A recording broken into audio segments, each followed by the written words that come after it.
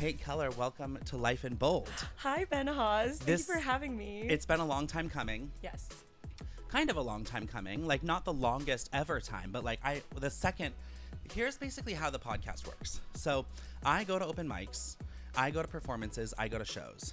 And when I see somebody that is just truly like, oh my God, this is amazing, I'm blown away, I immediately go up to them and I say, can you come on my podcast? I was blown away by really your voice and your songwriting. Thank you. And I want to start by just asking how you came to be that voice. And like, did you take lessons? Were you in choir? Were you in theater? Like, what did you do as a kid to prepare yourself to become the Kate Keller of 2024 today? All of the above. Yeah. I did all of those things. I singing was like the first thing that I ever showed interest in. Yeah. Like, I don't know if you've ever seen those Dr. Seuss All About Me books that kids make. No. Oh, yes, I have actually. Yeah. You like draw in things about yourself. And Yeah. there's one page where it's like, what do you want to be when you grow up? And I circled singer like 300 times. Yeah. But yeah, I was in choir all throughout middle and high school. Yeah. I only started taking voice lessons when I was in high school, Yeah. and then I was a vocal performance major in college. Oh my gosh. So it was just always leading up to this. All culminated to this. I will say for myself as a kid, I always tell this story that like somebody asked me in first grade what I wanted to be when I grew up. And I said I wanted to be a country music superstar, a clown, and an artist. I think all of those three things are very compatible. And they're with each true other. for me now. Like, I did my Halloween show. You came to my Halloween was show. fantastic. Like, I feel like that's what I was. I was like, a little bit of a clown. I did the circus outfit. Yes. I have like my Ginger Ale Boys song. That's pretty country. And artist is just, that's All of just the above. that. Yeah. And I'm just like, wow, like I really did kind of clock it in first grade. And I think that's funny how we know that. Yeah. Like, did you have inspiration? Did you have singer inspirations when you were that young? Like, Oh man, when was it like Disney Kids or like it was iconic? It was very much. So I actually was so devastated that I missed your opening number because yeah. I was a huge Yeah. Britney Spears fan. Huge. Yeah. Like my family bullied me about it because she obviously was not super appropriate for a 5-year-old. Of course. Yeah. But that first album of hers, they got it for me for my birthday, I guess. Yeah. Which is, I'm embarrassed to say, I can't even remember what it's called. And Yeah. then, of course, American Idol came about. Of course. And my mom, my brother, and I would watch it religiously. Yeah. And during the commercial breaks, I would make them play American Idol with me. Yeah. But I was the only one that was ever allowed to audition. Yes. Oh my So- gosh. So I don't think they loved that, but I had a great time. You had a great time. Well, I'm really excited because you have agreed to come on and sing us a song. Yes. And what are you planning to perform for us? Well, by the time, should I look at the camera? I Oh, don't yeah, know. yeah, Okay. look at the Well, camera. okay. Hello, camera. By the time that this is out, Yeah. I will have a new song released. Oh my gosh, another one. Another one, and this one is called How It Ends. Oh, So I thought that's that would be a timely. fun one. Yeah, to play. All right.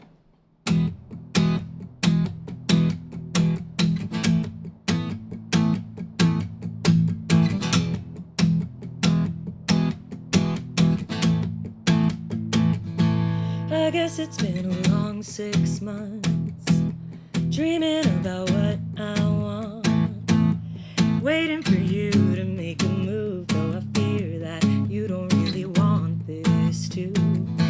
But you and I have had some late nights, up till 4 a.m. on the east side. Could have sworn when I looked into your eyes, you felt it too.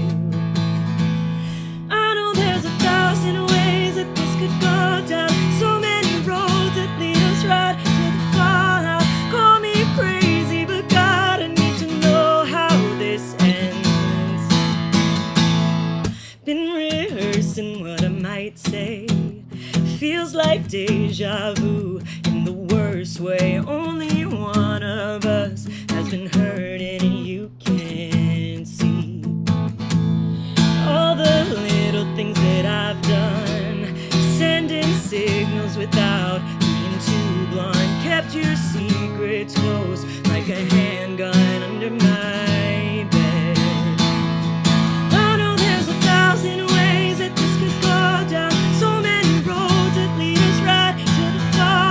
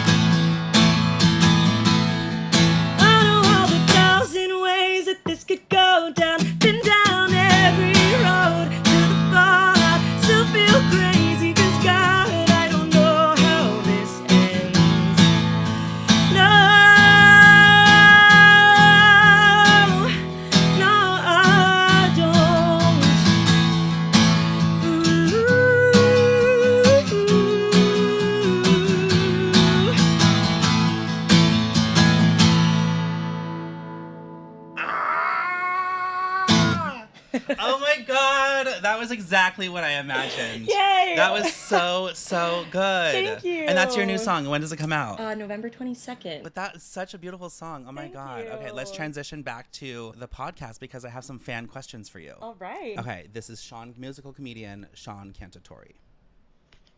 Hey, Kate. It's me, Sean. I had this thought the other day before I even knew a fan question was possible. But I was wondering, where do you write your songs usually? Is your cat nearby? Is your cat snuggling you while you write? What about your environment where you write inspires you, I guess? I tried to keep it short, but it's 30 seconds long. I told Sean I don't want her to be the star of the show. I want you to be the star of the show, so keep it short. Okay. And as we know, Sean is a songwriter as well. Yes. Musical comedy and also just musical. Yes, so we are naturally verbose. Yes, exactly. So where do you write your songs? That is such a good question. There are many different venues in which I find myself creating. Yeah. With how it ends, actually, I first started writing it. I was at the beach for my birthday. Oh, wow. And I was basking in the sun. Mm-hmm. And then I just got this little, like, sometimes melodies just wander into my head. And I always carry a journal around with me. I actually have it, a journal and a pen, because sometimes I like to write on the train. Yeah. Or like on my lunch break at work. Yeah. But I was at the beach and I just heard this little, I know there's 1,000 ways that this could go down. Yeah. And I couldn't record it because I was like around other people. So Yeah. I just wrote the lyrics and the solfege down. Yeah. How do you remember the melody though? So that's what the solfege is. Yeah, So okay. like do, re, mi, fa, sol, la, Yeah. ti, do. So I wrote out the solfege. That's brilliant. I think it's like fa, mi, re, mi, fa, fa, fa, fa, Oh, mi, fa, wow. mi, See, re, that's or something talent. like that. I could be wrong. Don't quote me. I wrote Yes. it down though. But that is, if I Yeah. am not in a space where I can do a voice memo, which is what See. I normally do, I'll Yeah. write down the and solfege. that really takes me to like what I would love to talk to you about, which is like being a good musician. Because I will say that I learned to play the guitar when I was like 7th grade-ish, junior high. I was very inspired by the Green Days of the world. Love. And my friends who played the guitar, and like, I remember one time a friend of mine was like, I want to start a band, and she was like, you're gonna be the bass. So I like went to Walmart and bought like a first act bass. Yes. And I was like, I'm a bass player, but then I was like, no, I'm the lead singer Yes, and lead guitarist. absolutely. But I never truly I did take lessons, but I absolutely hated them. And I just followed my heart with the guitar. And so now I know chords and I can strum and, I can do this and I can do that. And I really do kind of have like my own like self-taught style, but I'm always like in admiration of people who like totally understand music theory and totally like you're talking about like writing down like do, fa, so, like I'm like, that is so cool. And I'm curious as a kid, if you were into that, like, were you always into learning that, or did you push back and struggle with that? Yeah, when I was a kid, I first started with classical piano lessons, Okay. and I hated it. Yeah. I never practiced as a child, Yeah. unless it was something that I felt like personally motivated to learn. And I quit piano lessons because there was a piece that I wanted to learn, and my teacher was like, you think you can learn how to play this? You don't even practice. And I said, oh, Wanda, watch me. So I quit, and I taught it to myself. Yeah. But I didn't really start learning music theory until I went to college. Okay. And I ate that shit up. You ate it up. I ate that shit up. Yeah. I loved it. What is like the coolest thing you learned about music theory? Like, what was something that really excited you that was like, oh, I can do that with this? Yeah. Like, is there something that comes to mind? I think just learning about the mechanics of why certain chord progressions sound good. Yeah. Yeah. I'm going to say it, and I don't know if anyone will understand, but like 1, 5, 4, 5, 1 is like the cadence, like the sequence of chords that appears in pretty much every piece of music ever, like if it's in a major key. Yeah. And I just remember analyzing all these pieces, and you're looking for these patterns and thinking like, oh yeah, this shit fucking rocks. And it's been this way for centuries, like since the advent of classical music, really. Yeah. When I saw you, I actually don't remember if I've seen you perform before that open mic that we shared. But your back was to me. Like, you were sitting at the piano. That was different for me. I don't normally do that. But that, to me, I was like, oh, her back. I'm going to be so bored. And then the actual music that was coming out of the piano and your voice was entertaining. And what I find when I go to open mics is that plenty of people can play the guitar perfectly great, but it's not necessarily entertaining. You don't necessarily you're not captivated, like you're not watching, but you, when you were singing, I was listening to the words, I was feeling like the vibration, I was really enjoying and admiring it. And I think that's what I like about music, when I can go to a concert and just bask in it and just be like, oh my God, this artist wrote this song and now they're singing it to me and all of that stuff. And I would have you developed your craft to be entertaining, or do you think about that, or is it just what it is? Well, first of all, thank you. I'm so glad that you felt entertained. Sometimes I come on here and I give the longest compliments and people are like, No, I was hanging on every word. Yeah. Thank you so much, especially because when you saw me perform at that open mic, I even though I said I started with piano, I don't really perform with it. Yeah. So I was pretty nervous. Okay. And I also don't typically perform super sad songs, and I felt like I was performing sad music that day. It was sad. But for me, I'm very drawn toward melody, and I like to perform songs that are fun. Yeah. And I don't know if I'm always sitting down thinking okay, this one's going to be a fun song. This one's going to be a sad song. I think in a lot of senses, like I said earlier, melodies and lyrics just wander into my mind. Yeah. And I don't know if it's a function of the type of music that I tend to listen to. I love Maggie Rogers. Yeah.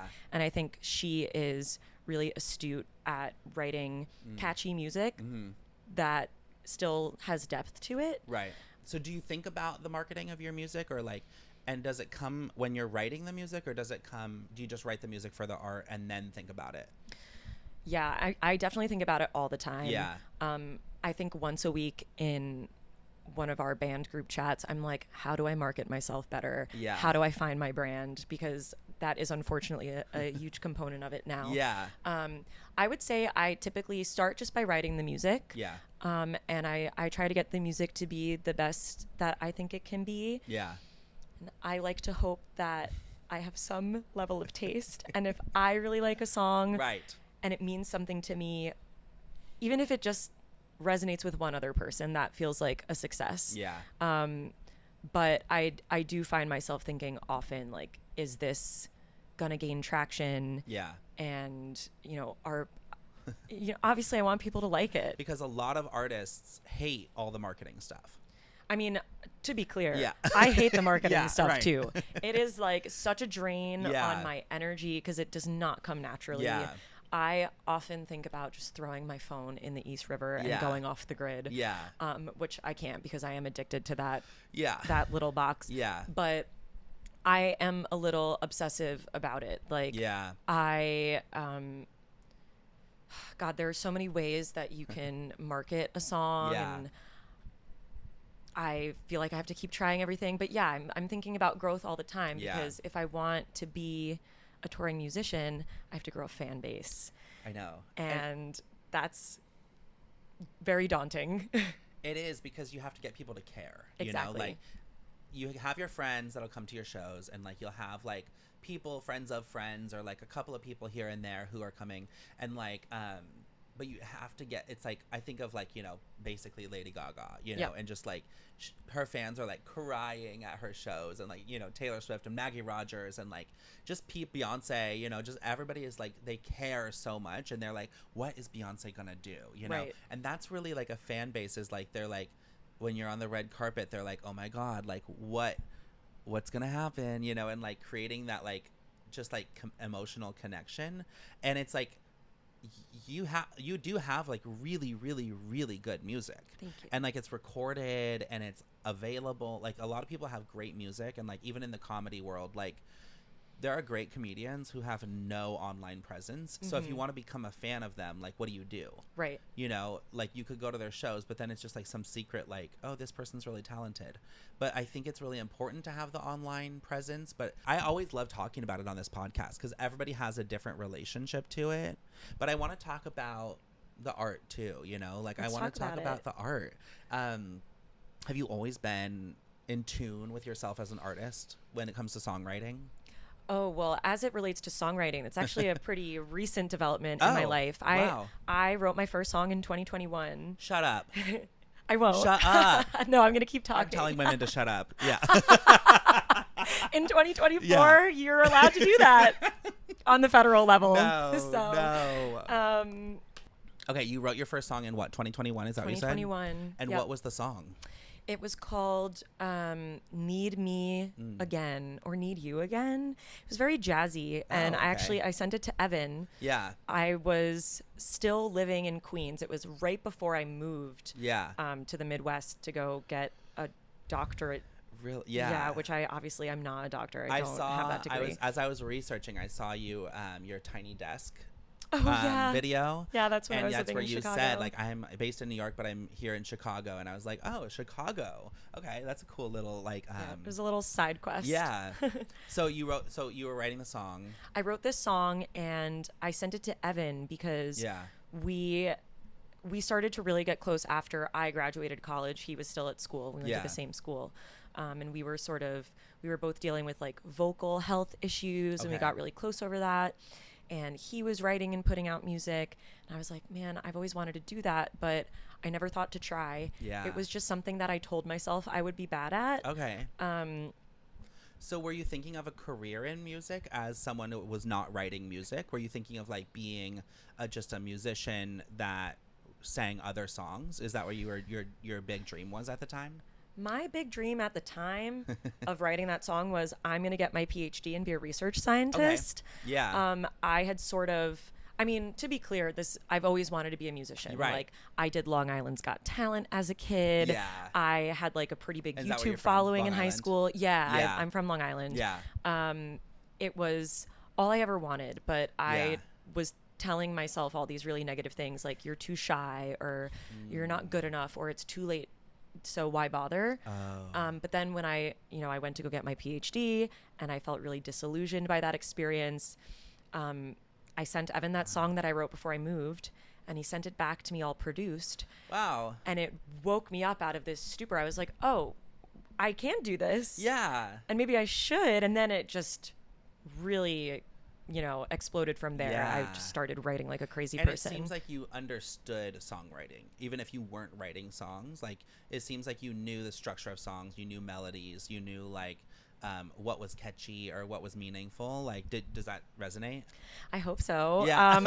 I certainly think that I have a strong grasp of melody and catchiness, but it is subjective. Yeah, no, I love that. And, like, I think that songwriting takes such self-awareness that it's like, I do have a lot of people on the podcast who are like, yeah, I didn't start doing this till I was 30, or I didn't start doing this till I was 25, or whatever age. And it's a really interesting thing because a lot of the people that we grow up with, like, who are famous, were like child stars, you know, right. Miley Cyrus. I was always comparing myself to, like, Miley Cyrus as a kid. Like, oh my God, it's too late. I'm already 17. Exactly. Or Taylor Swift, yeah, who started when she was like 12. At least for me, I go through these bouts of feeling super discouraged and being like, what is the point? And, right. Oh, tell me more about that. It's just something I've been going through lately, to be honest. I don't know. You look at all these other similar aged people who are reaching this overnight success. You know, like, I'm thinking of Chappell Roan, who's amazing. Yeah, who is so amazing. Yeah, I'm obsessed with her. Yeah. Shout out to Tara for putting me on to Chappell. Yeah. But I think, and it's not even like I've been working at this for that long. You know, like, I put out my first song in 2022. Yeah. And I put out 3 songs that year. And then I didn't put out another song until 2023. And then this year, I really recommitted myself to making music. And I've been performing a lot and writing all these new songs. And I'm working on an album. Yeah. And I think the whole, like, what is the point thing is just, you know, my inner saboteur Right. coming out. Yeah. Because, you know, I'm spending all my money making this Yes, stuff. And I'm right. like, it's But hard. you know, the thing about Chaperone is it took a long time for her too. Right. Like that's like she has like a 6 or 8 year story of like going for it. Didn't she have Pink Pony Club, and then she went and was a drive-through like worker. Oh, I don't know. I think that's her story. Like I know think, she was signed and then they dropped her. They dropped her, and then in the pandemic she went back home, and she was like I don't know exactly what kind of drive-through, maybe like a coffee shop or something. And she was working in the drive-thru while Pink Pony Club was out. That's and it just crazy. wasn't known as much. And then she signed, you know, she somehow signed with somebody else. And then it just started. I mean, she did, you know, it was step by step. It was pretty quick from in maybe 6 or 8 months for her to be like Chapel Roan. Right. But like, I feel like her story is very inspiring of like, being patient, highs and lows. She was like signed. I'm sure she felt that there was something where like Troye Sivan like 8 years ago was like, watch this girl on Twitter 8 years ago. That's and crazy. Now, you know what I mean? Yeah. And her name was Kaylee Rose, I think. And she wasn't as Chapel Roan and stuff like that. And it's actually really, really, really fucking interesting to see her story and how she created the project of Chapel Roan. Right. And like she ended up just building something that people cared about, you know. It's interesting to watch other people succeed and like and I succeed, you know, like I succeed sometimes, but it's really interesting to see like to monitor and to evaluate like my own like thoughts on other people's success, because like you're 27, you have 300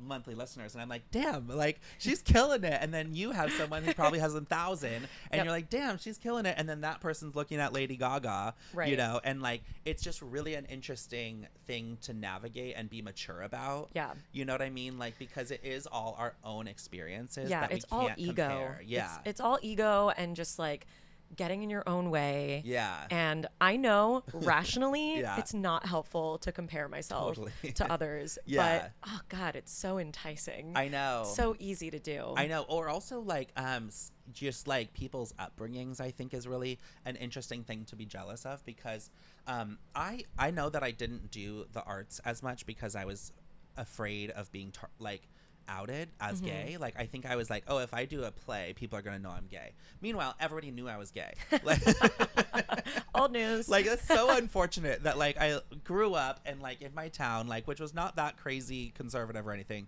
but like I was so afraid of like people knowing that I was gay that I was like, oh, I can't join the choir, I can't do acting, I need to like be the student body president.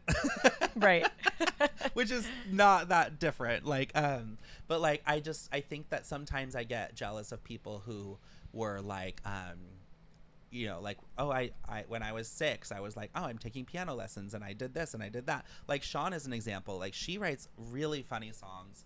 She is so funny on stage, and she's a fucking amazing musician. She is so talented. Right? One of the most beautiful voices. Literally. And that's why she does both regular music and comedy music, because she can. And I sometimes will, you know, play a regular song or something like that. And like I'm a pretty good singer, but I kind of think of myself as like a singer of the people, you know, like where it's not totally about the fact that my voice is amazing. It's more about the song, and it's more about this, and it's more about that. And with my guitar playing, like I can play the guitar, and I think it's more about like my stage presence and my story and like things that I'm telling. I don't think it's absolutely imperative that I'm the best guitar player in the world. And I think sometimes with the kind of guitar playing that I do, like I'm gonna like look back on this in 5 years and I'm like, Ben, you were such an idiot. But like I think sometimes with the guitar playing that I do, it's 90% just like feeling it and confidence and just kind of like doing it. And that is very like white mediocre man mentality, but like it works. Hey, whatever works.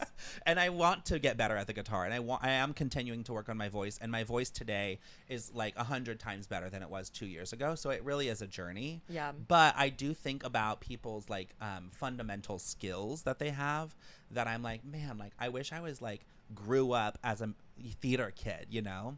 But it's, you know, we all have our own levels of skills, and like I think people who, like, this is just me being conceited, but I think there are people who have that background that are like 10 times less entertaining than me, you know. I believe it. I completely believe it. You know what I mean? Like, I remember when the first time I went to an open mic, not the first time, but the first time in like this push of my my like journey of comedy and stuff, I went to an open mic and I just wanted to watch. I was like, I'm just gonna watch, and then it was like 3 minutes. Like, you only got 3 minutes on stage. So short. It's like barely one song. But it was stand up. Oh, okay. And understood. It was 3 minutes, and like I was like, it is so conceited, and I stand behind it though. But like everybody was so awkward or cringy or whatever, and I was like, I could go up and say the alphabet and be more entertaining than half these people. You know, it's so funny you say this, because and again, maybe it's delusion or like, I don't know, I am very confident in my abilities. Like, I know, even if maybe my music is not people's like cup of tea, I know like skill wise I have musical skill. Yeah. But I'll be going to a show. I was at a show last night at the Brooklyn Bowl, and it was so fun. And I'm looking up at the female background singer on the stage, and I'm like, why am I not doing that? Like, I could do that. I know. I think for me, it's also so much about like, how do I find the opportunity? Yeah. Like, if I just had the opportunity, I would do it and I would crush it. I think it's about that. Do you have any kind of like agent or like anything like that? No. God, I wish. I don't even know. Yeah. You want to be my agent? Are you looking for an agent? I wish someone would represent me. People that are outside of like, I feel like people within this like group and like community of comedians and musicians and stuff are kind of like, some people are like, yeah, I have an agent, it's not, doesn't really help much or like whatever, but I've had a couple of like family members and stuff be like, you need an agent, like you gotta. My uncle says it all the time. It's a very my uncle is the one, and like I'm like, okay, but like what exactly is an agent gonna do? And then I'm thinking like, wait, like if I did hire somebody, what would I want them to do that I can't do myself? Because I can email a club and tell them, here's my accomplishments, do you want to book me? That's not exactly what I need. But like, if I could have somebody that was like, okay, in the next year, these are your goals, and this is how many songs you're going to put out, and this is what your focus is on social media, and like, that might be interesting to me. But then I don't know like what's in it for them as someone who has less than 3,000 followers. Like, you know, we would have to pay them. I already have no money. I know. And it's just part like, of the problem. Yeah, but like, and then is that person is it like a 10% thing? Because then I'm like, if they believed that they could make money on me, then they would sign me, you know? But then I don't know. It's just a really interesting thing to navigate. And I have heard a bunch of people being like, oh yeah, I have a manager. Like, it's not much, you know, like it doesn't do that much, but I will tell you, I emailed an agent last night. At 2 a.m. I scheduled it for 8 a.m. though. Love. Very smart. And I just was on ChatGPT, my favorite website. And I was like, what? I basically said like, I have this comedy career, I have this musical career. Like, what kind of help could I hire to like take me to the next level? And it was like, you could hire an agent, and like, here are some agents that like, represent people like you or whatever. So I did find someone, and that Kevin James Thornton guy is on the list of people that this agent manages, as well as like, I don't know if you know Sarah Hester Ross. She's a musical comedian. You would love her. She has a song that says, "Stop giving men microphones." You should definitely, everybody should go follow her. Okay, I'll definitely be checking her out. And then who was the other person? Oh, Kristen Key is like a lesbian musical comedian, and so good. And I was like, okay, I would like to combine those people's careers, and like, I don't know, maybe she'll reply and be like, come back to me when you have 20,000 followers, and like, maybe, you know, I don't know. But it was a really interesting experiment to just like pitch myself to somebody. Pitching yourself is so hard. I know. That's what ChatGPT is for. I have this weird thing against using ChatGPT. I think I'm paranoid. Like, I don't want them to take my thoughts and my data. Well, I definitely don't use it to like write my songs, you know, like, and I think there's definitely artists and stuff who are like, oh, You know, like I've seen people like use it to write a video script or like, you know, things like that.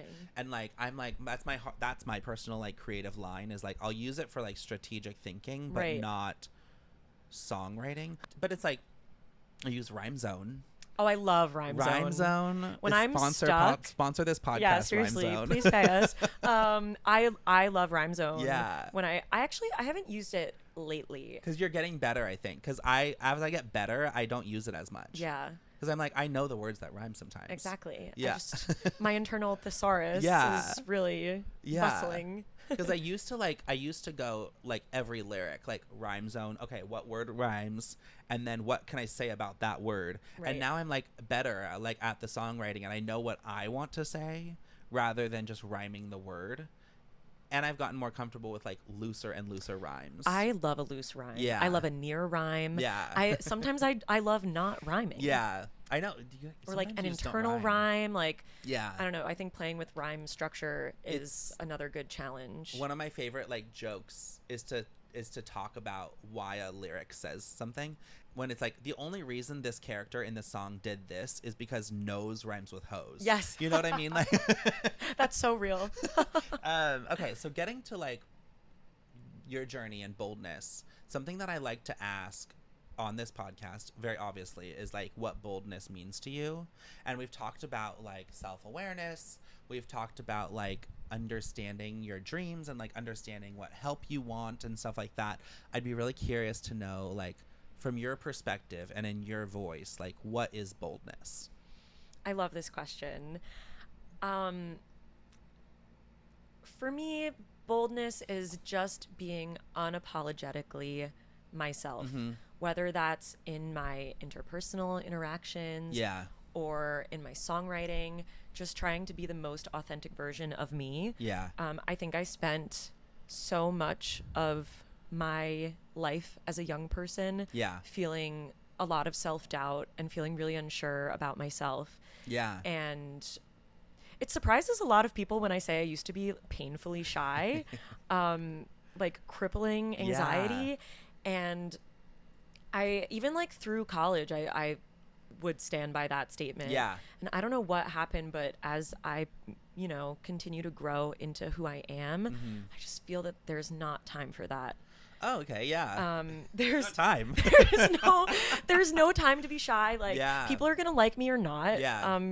Take me for what I am. Yeah. I also think like just owning the parts of my personality or parts of my identity rather, like I'm really loud and proud about being Jewish. Yeah. And that's not always like the coolest thing to be. Yeah, but it's who I am. It is who you are. Couldn't change like, it. You have to be on. Like it is. Not only is it who you are, it's like, it's your culture, it's your past, it's your, it's everything that you were raised on. Like it's more than just like, oh, I'm a big Miley Cyrus fan. You know what I mean? Like you can't change it. Also, like, right. And I definitely think that takes courage. To like be out and proud about something that. I was going to ask you if your music ever is controversial. Like, do you ever get comments or anything about on social media or in person about like the way you perform or the way you write or anything like that? Like I said, I had like a pretty strong YouTube following when I was in high school.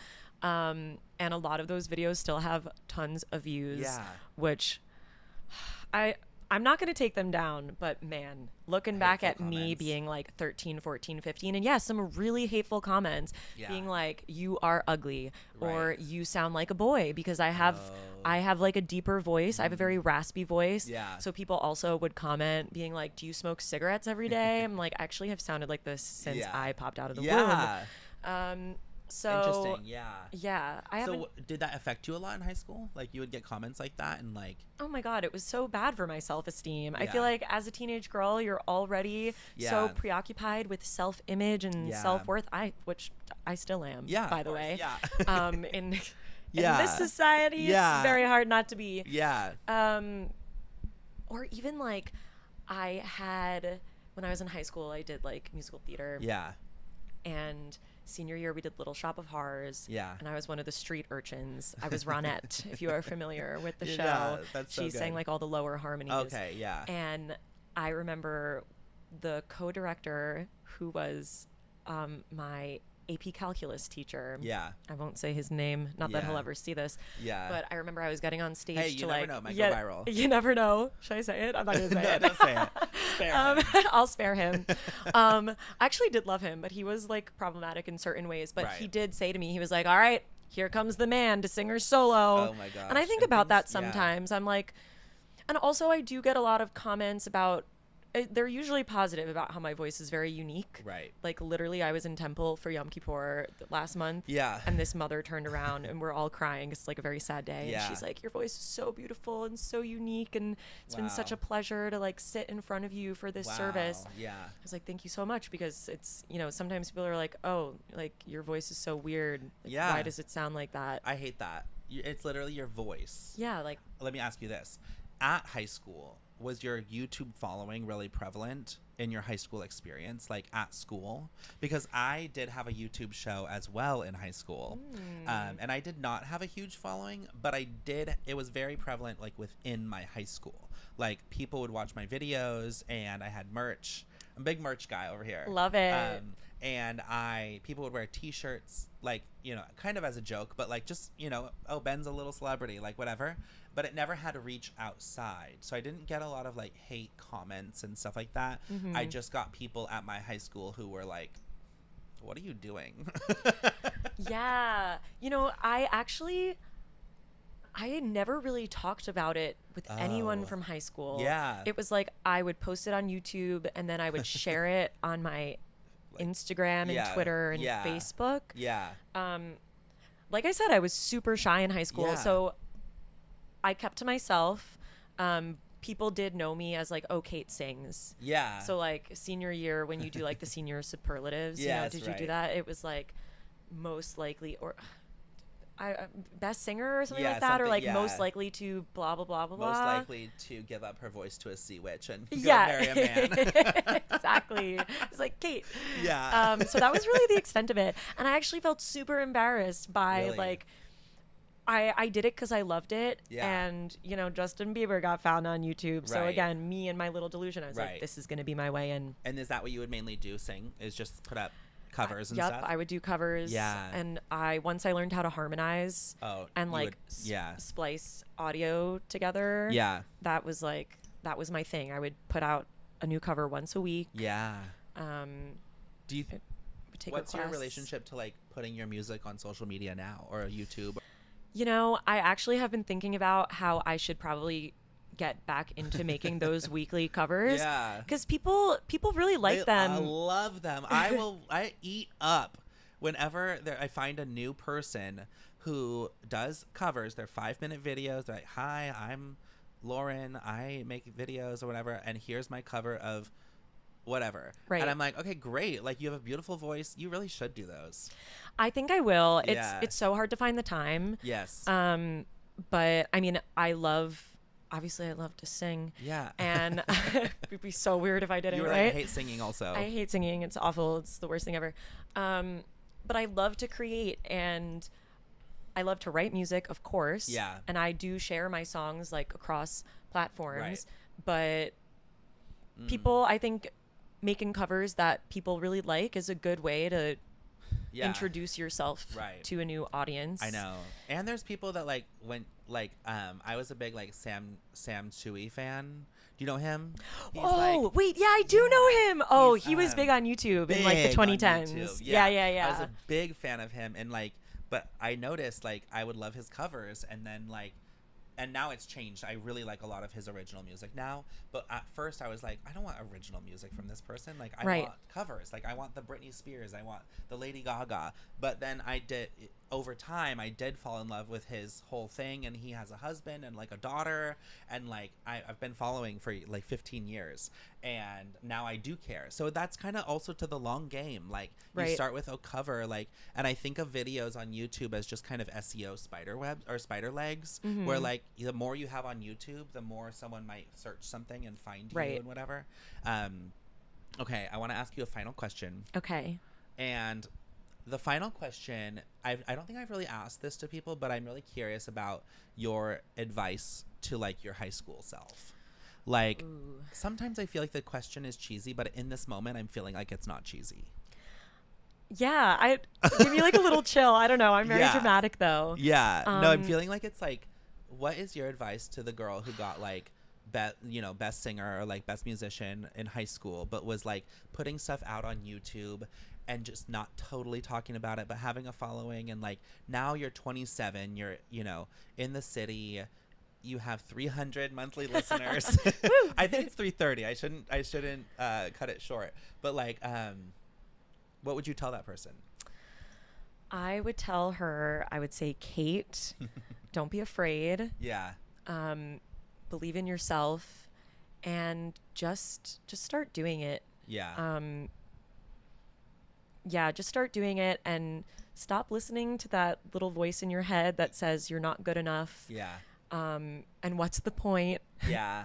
Right. 'Cause that voice isn't going to go away. Yeah. Right. So just don't listen to it. Yeah. Do you think if she saw like your most recent video on YouTube, like what would she think? Because it's you on stage. Like, Yeah. it's like, what would she think, you think?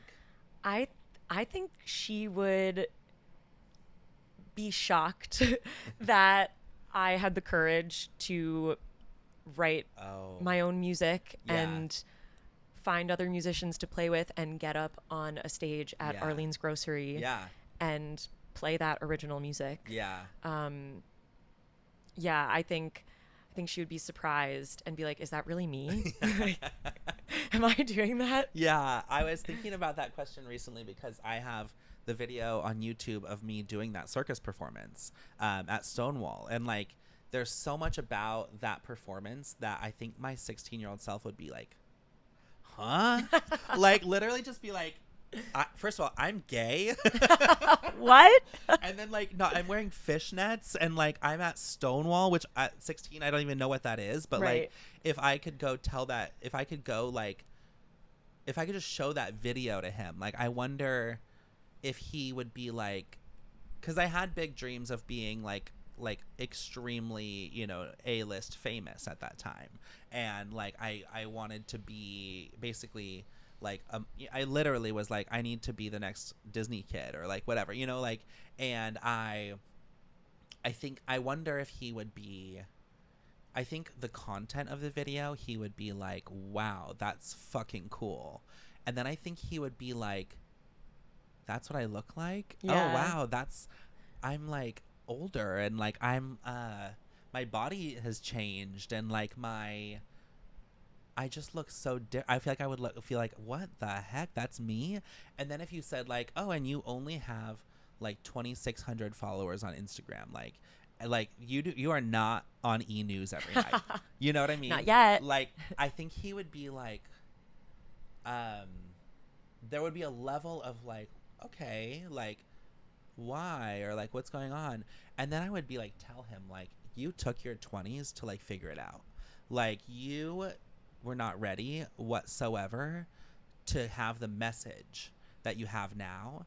And like, now at 32, I have Life in Bold. I would never have Life in Bold at 23. Right. Like, I would never be talking about boldness and authenticity and all of that at 23. And like, yeah, I would have loved to be singing songs on stage or like being a musical comedian, but now I have ginger ale boys. Hell yeah. And I'm talking about male friendship, like, those are not things and concepts that I knew when I was 16.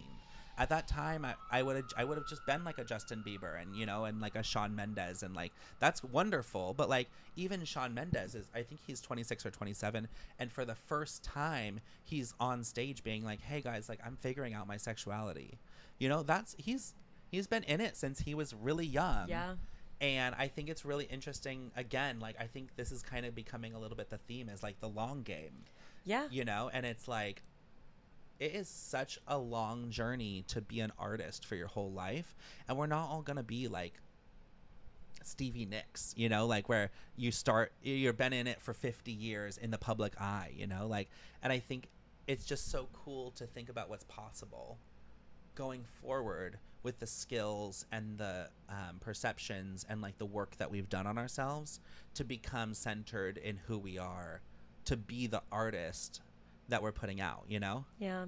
Isn't that so cool? It is so cool. And I just listening to you speak, I mean, that really is the whole point, Yeah. right? Like, we're not artists for other people. We're artists for ourselves. Yeah. And that's the crux of it for me, is like, when I started writing music, it was for me. Obviously, Yeah. there's this pipe dream of like being famous, Yeah. and I want this to be the way that I make my living, Right. because nothing else really Yes. calls to me in the same way. But at the end of the day, I am my most authentic self when I am performing these songs that Yeah. I've written, or when I'm performing a song that someone else has written that really Yeah. speaks to me and like hones in on something that I couldn't put into words myself. I know, and that is valuable to other people. The authenticity. Seeing somebody be authentic and see someone stand and be grounded in who they are inspires people. And like, I think we should end on that. Yeah. We should end on that. What a great place to end. Because I could talk to you forever, and know, we'll same. definitely have to have you back. But where can people find you, and how can they support you, and where can they find your new song? Well, Yeah, you right to can camera. right to camera, because I haven't looked at you this whole time. You can find me on Instagram at Kate_Keller, KELLAH. I have a TikTok, Kate Keller Music. I'm on Spotify, Apple Music, Amazon Music, wherever Yeah. you listen. Stream How It Ends. By the time this is out, it will be out everywhere. And it is, if I say so myself, a certified bop. Bop. Oh my gosh. Well, thanks so much for coming on the show. Thank you for having me. Listeners, viewers, watchers, thank you so much for visiting Life in Bold today. My name is Ben Hawes. I am your sexy host, and you can follow me on Instagram at Laugh with Ben, also TikTok and YouTube, Laugh with Ben, and you can follow the podcast and watch the clips at Life in Bold Pod everywhere on social media, and you can always find more information about the podcast at lifeinboldpod.com. And I hope you have a wonderful day, an even better week, and don't forget to live your life in bold. Thank you so much. Have a wonderful week and a fabulous life. Bye.